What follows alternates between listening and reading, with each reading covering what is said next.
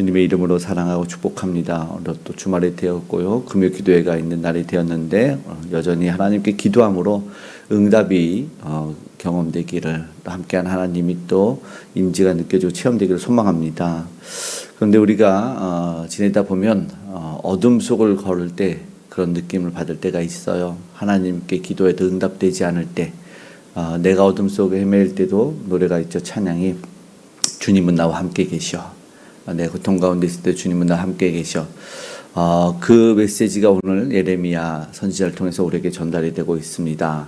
선지자가 보니까 하나님이 이 고통이 어디서 왔는지 분명하게 알고 있습니다. 1절에서 3절의 말씀을 보니까 그렇게 얘기를 합니다. 지금 당하고 있는 고난, 하나님으로부터 온 징계다. 1절 여호와의 분노의 매라고 말하고 3절에는 종일토록 손을 들어 나를 치신다 이렇게 말하고 있습니다. 이렇게 고통이 어디서 오는지 아는 것 사실상 우리 회복의 시작이다라는 것이기 때문에 중요합니다. 많은 사람들은 아픔만 느끼죠. 그리고 원망하고 그냥 분해하기도 하고 낙심하기도 하지만 그러나 예레미야는 이 하나님의 손을 이 징계 속에서 느끼고 있다라는 것입니다. 우리도 하나님의 징계를 느낄 때가 있습니다. 그러나 그 징계는 우리의 멸망이 아니죠. 분명하게 돌이키려는 은혜의 손길이다라는 것을 우리가 기억했으면 좋겠습니다. 하나님이 매를 드신다. 그것은 여전히 우리를 포기하지 않고 사랑하신다는 증거이기 때문입니다. 오늘 우리가 여러 상황이 있지만 이 예레미야가 지금 겪는 상황은 나라의 패망일 때고 항복을 해야 되느냐 아니면 우리가 그들과 싸워줄 애국으로 피신해야 되느냐 여러 가지 상황 속에서 혼동의 시대였다는 그것이 사회적 배경이었어요. 그러니까는 그는 외면당하기도 하고 조롱당하기도 하고 또 멸시를 당하고 너무나 힘든 상황이었습니다. 그것을 오늘 시로 노래를 하고 있는 것을 봅니다. 고통의 현실을 피하지 않고 정직하게 바라보는 동시에 하나님에게 나아가고 있다는 것입니다. 오늘 우리 말씀 속에서 하나님에게 다시 한번 걸음을 내디딜 수 있는 그런 시간이 되기를 간절히 소망합니다. 2절에 보니까 하나님을 떠난 상황 아니면 하나님이 주신 상황에서 경험하는 것이 어둠이다라는 것이죠. 2절에 보니 나를 이끌어 어둠 안에 걸어가게 하시고 빛 안에 걸어가지 못하게 하셨으며 이렇게 말씀합니다. 하나님 떠난 인생도 당연히 어둠입니다. 방향도 목적도 보이지 않아서 너무나 힘들고 괴로워서 자신이 마치 예레미야는 죽은 자 같다. 어둠 속에 갇혀있다는 고백을 하는 것이지요. 관 속에 있는 사람, 무너진 갱도 안에 있는 것처럼 그런 고백을 하는 것입니다. 의학기술이 지금 발달하지 않았습니까? 그래서 사람들이 수명이, 물론 전쟁도 없어서이겠지만 수명이 늘어 있어요. 그런데 오래 산다고 해서 정말 사는 것일까라는 것에 대해서는 우리가 생각을 한번 해볼 수 있게 됩니다. 예전에 개그맨 지석진이라는 사람이, 잘 알려진 사람이 아버지가 병중에 있는데 연명치료가 뭔지 모르는데 당연히 동의한다고 했다라는 것이죠. 그랬더니 아버지의 고통을 4개월 자기가 연장시켰다.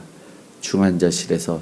지금이라도 다시 한번 결정을 하면 연명치료를 안 하겠다라고 말합니다. 물론 거기에 대해서는 여러 가지 생각들이 다 다를 거고 환경도 다 다를 거라고 생각이 되지만 삶의 질이 무너지고 평안이 없는 상황에서 과연 의미 없는 우리의 삶이 분명히 있을 수 있다는 것이죠. 하루하루 견디는 삶이라면 우리가 그렇게 견딘다면 어떤 삶일까 생각해 봐야 됩니다. 오늘 우리에게 있어서 하나님을 떠난 인생, 정말로 적막한 어두움을 경험하고 있다면 생명의 빛도 없고 그리고 평강도 회복도 없다면 당연히 그 어두움이 오늘 우리를 다시 한번 하나님에게로 느끼게 해줄 수 있다. 그것이 선지자가 말하는 기도가 막힌 것이 아닐까 봅니다. 8절에 보니 이렇게 말하네요. 내가 부르짖어 도움을 구하나 내 기도를 물리치시며. 하나님께 부르짖고 있는데 그런데 기도를 듣지 않는 것처럼 느껴져요. 기도를 물리치셨다. 근데 이보다 절망스러운 상황은 없을 겁니다. 하나님께 기도해서 응답받고 최소한 위로도 아니면 길도 좀 봐야 되는데 없어요. 그런데 시편을 보다 보면 이런 내용들이 종종 등장을 합니다. 하나님에 대한 그 절규, 어찌하여 응답하지 않으시냐? 예수님이 십자가에서 절규 중에 하나인 것이 시편에 있거든요. 어찌하여 나를 이렇게 버리셨나이까라는 그런 고통, 그리고 심지어 욥도 그런 고백하지만 다윗도 고백합니다. 어머니의 태에서 내가 빛을 보지 않았더라면. 이 적막한 상황을 분명하게 똑같이 이야기하고 있습니다. 그런데 이것이 자체가 희망입니다. 왜냐하면 하나님께 기도하고 있기 때문이다라는 것입니다. 고통 속에서도 부르짖고 있는 자신을 발견하게 돼서 우리는 그것이 믿음이다라는 것을 알고 있어요. 그리고 이런 절망에 빠진 이들, 비슷한 상황 속에 있는 처한자들이 어떻게 해야 되는지를 끝까지 보게 되는데, 시편은 어떻게 하냐면 결국은 찬양으로 끝나고 결국은 기다리라라는 것으로 끝나고 더 의지하라는 것으로 끝나게 돼요. 오늘 사실은 이 시도 마찬가지입니다. 예레미야에게가 슬픔의 노래죠. 상황은 노래로 끝이 나면서 찬양하면서 어떻게 또 기다리는 자들을 독려하면서 끝나고 스스로도 그렇게 끝이 납니다. 그러면서 상황은 더욱더 심각해질 수 있고 하나님의 응답을 기다리는 상황을 선지자는 오늘 노래를 하는데요. 보니까는 사람들이 너무나 괴롭혀요. 10절에 보니까 기다리는 곰 은밀한 사자 같대요. 실제로 얼만큼 괴롭게 예레미야가 당했는지 예레미야를 읽다 보면 나오게 되는데요. 고난은 예상한 대로 오지가 않았습니다. 하나님 메시지를 받아서 전달했는데 동료였던 자들이 또 자신도 제사장이고 선지자라는 자들이 오히려 선지자를 더 공격을 했고 그걸 힘들게 했습니다. 오늘 우리도 예상하지 못한 공격들이 있어요. 갑작스러운 사고, 배신, 질병, 해고, 헤어짐. 어디서 곰과 사자가 나타날지 모르는 그런 상황에 있었어요. 예레미야도 동족들에게, 동료들에게 조롱거리가 됐다. 보니까 14절에는 조롱거리 곧 종일토록 그들의 노랫거리가 되었다라고 말합니다. 그리고 얼마나 고통당했는지를 묘사를 하고 있는 것을 보게 됩니다. 그런데 예레미야 선지자가 당하는 고통은 우리의 고통과 조금 달라요.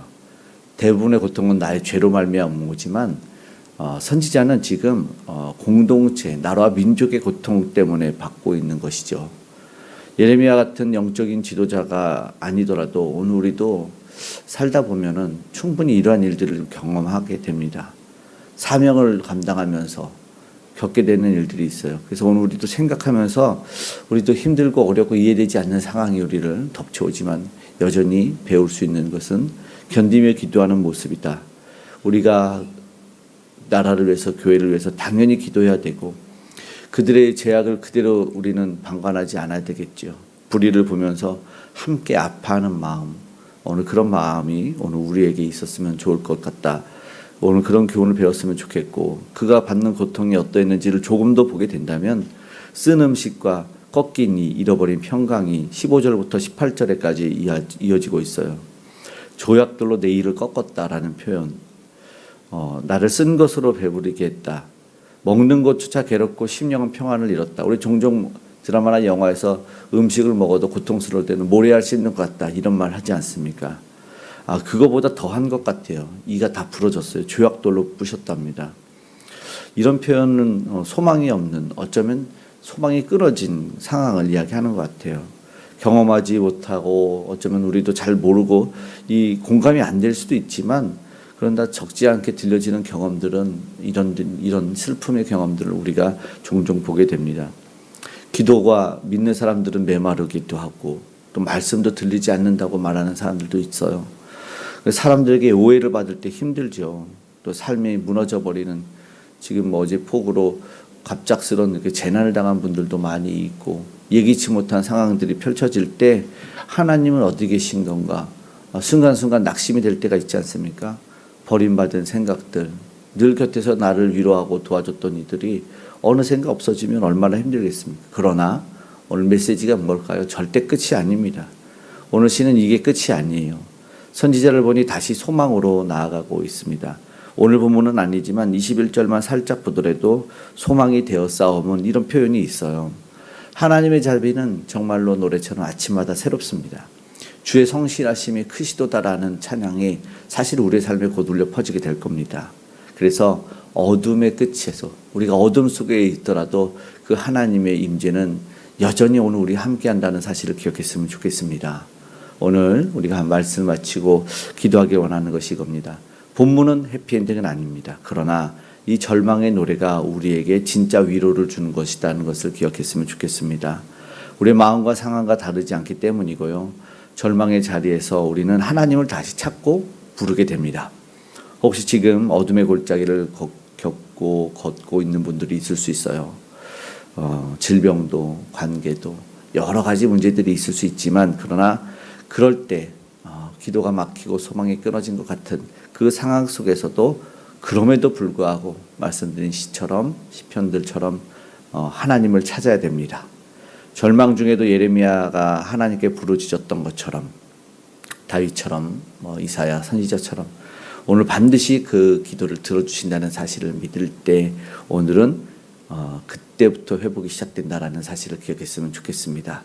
그 회복이 저와 여러분과 우리 교회, 나라, 공동체, 가정 모든 곳에 오늘 우리의 기도 시작으로부터 임하기를 축복합니다. 아멘. 기도하겠습니다. 사랑의 하나님 고맙고 감사합니다. 고통 가운데 있는 아버지 하나님 많은 이들이 있습니다. 하나님 그럼에도 불구하고 오늘 우리의 기도를 들으시는 줄 믿습니다. 메아리처럼 울려 퍼지고 응답과 답변이 들리지 않아도 주님 분명히 듣고 계시는 줄 믿습니다. 우리 절망 중에도 이 소망 잃지 않게 도와주시옵소서. 끝이 아님을 다시 한번 주의 자비가 아침마다 아버지 새롭게 됨을 알게 하여 주시옵소서. 주님께서 함께 하셔서 이제 아버지 하나님 우리의 인생 아버지 하나님 스스로가 해결하려고 했던 모든 건 내려놓고 주님 앞으로 한 걸음 나올 수 있는 인생들 많아지기를 원합니다. 예수 그리스도가 전달되어지기를 원합니다. 우리 선교사님 통해서 아버지 복음 전도자를 통해서 그 복음이 전해지고 예수 그리스도가 전해질 때 저들이 아버지 하나님 평화를 누리게 하여 주시고 세상에서 경험하지 못했던 그 평강을 누리게 하여 주시옵소서. 구원받는 주들이 아버지 하나님 많아지게 하시고 아버지 하나님의 나라는 확장된 놀라운 역사가 일어나게 하여 주시옵소서. 절망이 있는 자들이 희망과 용기를 얻게 하여 주시옵고 아버지 하나님의 회복 주시는 은혜 아버지 경험할 수 있도록 도와주셔서 아버지 질병에서 관계에서 신앙에서 아버지 하나님 다 떠나갈 수 있도록 투병 중인 이들이 모든 암이 말라 사라지는 역사를 경험할 수 있도록 도와주시옵고 위정자들은 하나님을 경외하며 바른 치리가 있어져 공동체와 사회 불의가 하나씩 사라지는 은혜를 경험케 하시고 복음의 통일 또한 일어나게 하여 주시옵소서. 오늘도 주님 앞에 어떠한 상황 속에서도 아버지 하나님 다 뒤로하고 나와싸우니 응답하여 주시되 가장 좋은 곳으로 응답하여 주시옵고 다음 세대 귀한 영혼들을 붙들어 주시고 세워 주시옵소서. 이제 다음 주 일주일부터 시작되는 아버지 하나님 우리 여름 성경학교 가운데 하나님의 한량없는 은혜가 부어져서 광야 같은 세상에서 우리 하나님 부를 때 승리하는 우리 다음 세대 귀한 어린이들 되게 하여 주시옵고 세상 가치관이 아니라 아버지 하나님 무엇보다 하나님이 주신 가치관과 그 정체성으로 승리하는 저들 다 되게 하여 주시옵소서. 오늘도 우리와 동행하시고 가장 좋은 것을 응답하신 하나님께 감사드리며 고마우신 예수님의 이름으로 기도드리옵나이다. 아멘.